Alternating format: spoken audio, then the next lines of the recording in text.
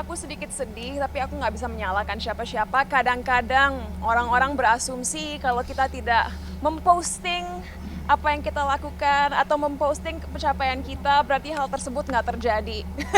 Which is sad. Masa sih apa-apa harus diposting?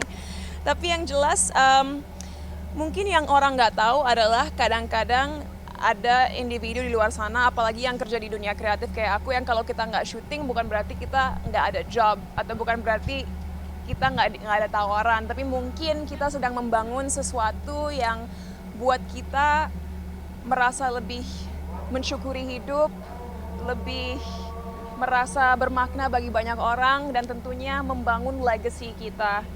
Dan buat aku jujur 2 tahun terakhir, kalau aku tidak melakukan hal-hal yang depan kamera, atau jadi pembicara, atau bikin musik, atau bikin series, film, apapun itu, aku dan tim aku. Dan kenapa aku selalu bilang aku dan tim aku? Karena ini nggak mungkin aku bisa melakukan semuanya sendiri. Mungkin idenya dari aku, tapi tanpa kerja keras tim aku yang luar biasa, this wouldn't happen, gitu. Jadi, walaupun nggak syuting pun setiap hari rasanya kerja rodi. Like we're working 14, 16, 18 hours a day. Bahkan mungkin teman-teman sempat nge-stalking social media aku minggu lalu saat ke Maluku. Itu ada satu hari di mana aku tidur Senin malam, baru lihat kasur lagi Rabu malam. Nggak tidur 2 hari, karena se-packed itu schedule yang kita punya. Dan mungkin salah satu challenge yang menyenangkan walaupun penuh stres buat aku sekarang adalah banyak topi yang aku kenakan. Dalam arti, aku tetap harus jadi public figure yang selalu kelihatan cantik, selalu rapi, selalu ramah. Tapi on the other hand, banyak sekali bisnis-bisnis yang harus aku QC, banyak sekali pikiran setiap hari, banyak sekali pekerjaan yang harus dilaksanakan, banyak sekali karir-karir orang lain yang juga harus aku pikirkan, banyak sekali fasilitas di sini yang aku harus juga kembangin supaya bisa terrealisasikan mimpinya. So, I'm very, very tired most of the time. Dan mungkin bagi teman-teman media yang kenal aku juga, kalau dibandingin tahun lalu dan tahun ini, aku turun 5 kilo bukan karena workout guys, bukan karena healthy lifestyle, karena capek dan stres, tapi capek dan stres yang positif.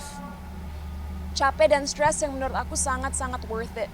Dan lagi-lagi tadi malam saat aku tidur, aku bersyukur banget memiliki tim yang aku miliki. Karena memang tadi ada teman media yang ngomong aku orangnya pasti picky, aku pasti orangnya pilih-pilih. Memang benar. Dan aku rasa orang-orang yang bekerja di perusahaan aku juga salah satu yang terbaik di kota ini, mungkin di negara ini.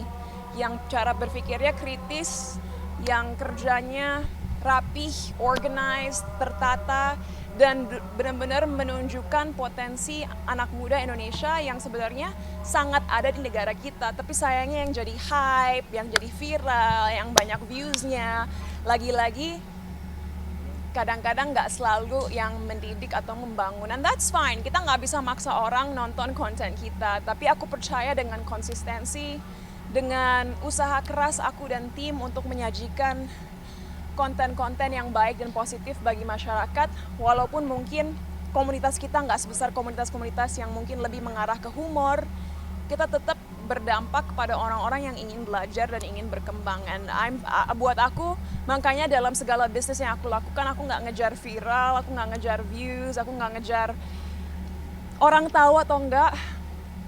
Yang penting kita fokus, kita mengerjakan semuanya dengan baik, dan hopefully bisa berdampak bagi beberapa orang di luar sana yang ya memiliki visi yang sama gitu. Sengaja nyari tim-tim yang muda itu Ya, what can I say? Kita anak muda, kita kan masa depan Indonesia ya. Dan walaupun dalam satu sisi aku sangat-sangat cinta budaya Indonesia, di mana kita diajarkan untuk selalu menghormati orang yang lebih tua, senang juga sekarang anak muda lebih dikasih kesempatan untuk berkarya dan untuk memimpin. Karena mungkin zaman orang tua kita, zaman nenek kakek kita, kalau untuk menjadi bos umurnya harus sekian, atau udah berkeluarga, atau latar belakangnya harus ini. Sekarang dengan dunia kita semakin digital, semakin advance, semakin ke depan, anak muda benar-benar diperbanyak kesempatannya untuk menjadi pemimpin dan mencoba hal-hal baru. Dan I'm not gonna lie, anak muda lah yang paling tahu apa yang anak muda inginkan. We know best. We know what the youth want to watch. We know what the youth want to see. We know what the youth want to learn. Jadi ya kita harus berani dan mengambil alih dan menunjukkan kepada generasi di atas kita, oke, kita sangat respect bahwa kalian punya banyak pengalaman, tapi kita pun bisa menunjukkan bahwa kita mampu melakukan sesuatu yang bisa merubah masyarakat ke arah yang lebih baik gitu. Kita mungkin tadi ada beberapa filosofi, ini ide dari kita sendiri atau seperti apa? Yes, jadi anak muda kan kadang-kadang cenderung kalau bilang, oh cinta budaya Indonesia, mungkin hanya terpikir hal-hal yang surface aja, misalnya oh pakai batik digabung jeans, atau misalnya kain digabung sneakers, dan itu sah-sah itu aja, itu cool, itu membuat hal-hal tradisional di negara kita lebih modern sehingga anak muda pengen menggunakannya. Tapi kita harus memikirkan budaya Indonesia lebih dalam lagi, dan makanya Rumah Srada Semesta ini dimulai dari bahasa Sanskerta, yaitu salah satu alfabet pertama negara kita, atau sebelum Indonesia pun menjadi negara sebenarnya. Bagaimana kita membangun kebanggaan anak muda terhadap budaya mereka sendiri adalah mengenalkan mereka kepada akar dari budaya kita. Dan dia buat aku dari filosofi ini menunjukkan budaya Indonesia yang sebenarnya pada dasarnya sangat toleran, sangat peaceful, sangat menghormati satu sama lain, dan suka aja filosofinya yang ada di balik Rumah Srada ini. Dan pilar-pilarnya yaitu kayak aku bilang tadi, karma, brahma, moksa, atman, dan samsara. Dan nanti teman-teman media kayak aku bilang mungkin satu persatu, nggak usah rebutan, nanti bisa lihat ruangannya biar ada ide kayak gimana kelihatannya, tapi jangan bareng-bareng, takut berantakan. Kalau boleh tahu kita sampai sekarang punya berapa karyawan dari whole bisnis yang kamu punya? Wow, tadi kayaknya udah aku jawab ya di panggung. Karyawan inti, meaning like core team yang bener-bener ya bisa dibilang pemimpin di setiap divisi, ya mungkin core-nya 10-12.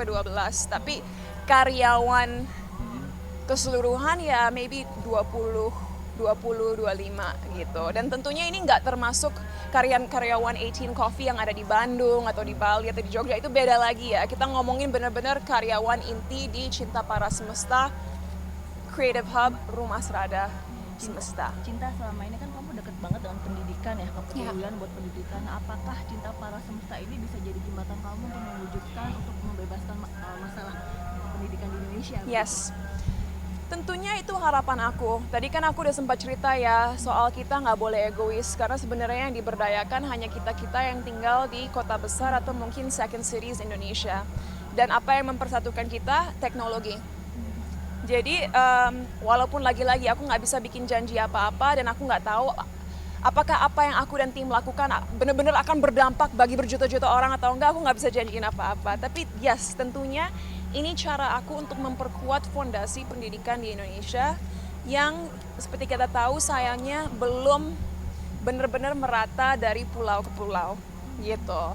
Makanya walaupun aku bukan guru, aku bukan profesional dalam bidang mengajar, platform digital seperti Puala ini secara fun tanpa mendikte, hanya melalui diskusi informal, pelan-pelan mengajarkan values-values ke anak muda tentang bagaimana mengatasi misalnya depresi, bagaimana menghormati kepercayaan berbeda-beda, bagaimana memulai bisnis, bagaimana menerapkan value-value demokrasi, segala hal yang anak muda sebenarnya mungkin di circle kecil mereka bahas, kita bahas secara publik. Karena ya as I said, anak muda zaman sekarang kita jangan takut untuk bersuara, apalagi kalau kita tahu hal-hal tersebut didasari oleh kebaikan dan rasa cinta.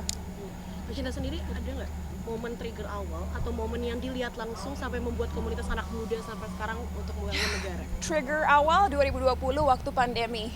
Aku mikir, oke, mungkin anak-anak orang kaya bisa belajar online. Itu pun susah ya. Kalau aku bayangin diri aku sendiri dulu waktu SMP, SMA harus belajar depan laptop, aku nggak yakin aku bisa. Karena itu pasti boring banget. Asiknya sekolah kan kita bareng teman-teman, ada guru, ada yang bimbing. Itu aku pikirin, kalau orang yang berprivilege aja pasti frustasi belajar kayak gitu. Apalagi anak-anak yang kurang mampu, yang mungkin smartphone-nya, pixelnya jelek.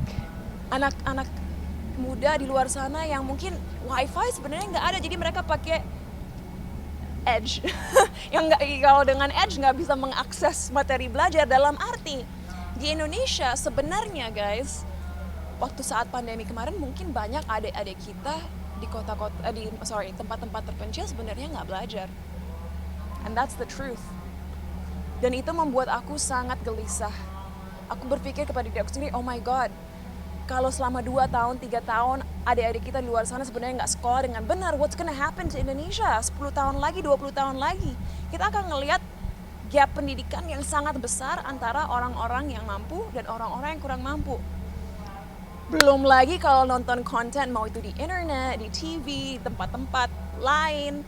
As I said, nggak selalu berkontribusi terhadap pembangunan cara berpikir anak muda. Jadi aku langsung, ini gimana nih? I love this country, I love Indonesia. Aku nggak mau kita dipandang rendah, aku nggak mau kita disepelekan. Apa yang bisa aku lakukan untuk membantu?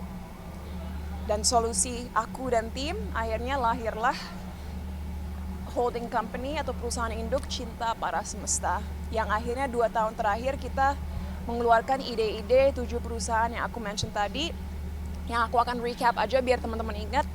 Rumah Serada Semesta sebagai jantung, Puala sebagai mulut, Abstract sebagai kuping, Lucid sebagai mata, Bravo Lycans sebagai tangan, 18 Coffee sebagai lambung, dan Act of Love, yaitu bukan perusahaan tapi sebuah gerakan yang menjadi hati.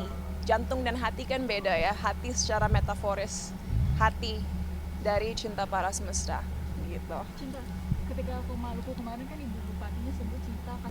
Dan aku juga cerita tadi di panggung kan, bukan hanya itu yang kita udah lakuin. Bersama Colin saat dia lulus SMA 2 bulan yang lalu, kita membuat sebuah program bernama Graduation Fund, di mana kita menggalang dana untuk membangun jembatan di daerah Kalimantan, daerah yang terpencil, di mana banyak adik-adik kita di luar sana harus melewati arus yang sangat bahaya, sungai yang bahayanya hanya demi sekolah dasar, hanya demi SD, bisa sekolah SD.